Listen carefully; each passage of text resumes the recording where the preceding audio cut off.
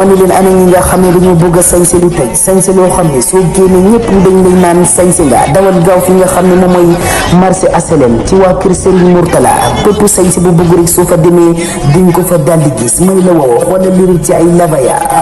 waaye yëmul foofu nag ak li nga xam ne moom mooy ay mbaséris bu ci li nga xam ne nag moom mooy ay vats yu qualité mani la woo yëmul foofu nag ñu ngi jaay li nga xam ne moom mooy brodé lépp am na fa mani la woo wootal ci numéro yi rek daldi doxantu foofu ca marché HLM ci waa kër Serigne Mourtala mani la woo ñoom dinañ la jaay xewale lay doon mani la woo soo fa demee rek di ay ne dama mucc rahmaani mucc rahimi mucc mi ibu xadi mucc am no kino baal mucc no kino yer mucc no koor mucc no tew mucc no maat mucc no fano tew gog no xoari min juroɓo wanda ɗon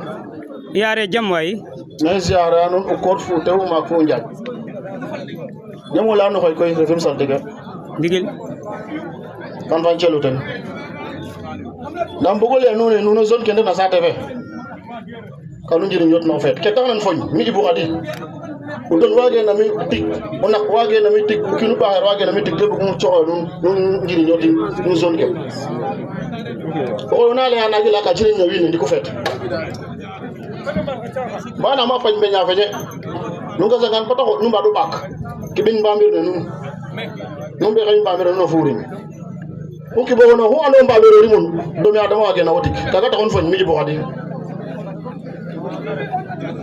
nu mbarana ma pañ mbaram ne a pañ mbaram on leya nuun de fu kaane xeeñ fa pic xana nu mbaxa den bata ɓel nu mbogo xin to bata dal to xoole nun ku nduqna nu ka buko uta baya ta xonna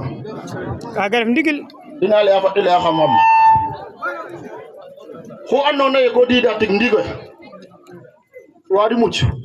o ret bo ndeer mbinof o gas bata xool o upin maaga waɗak galas billahi wallahi wa taala ɗur yen kema o nak rok ke mbinof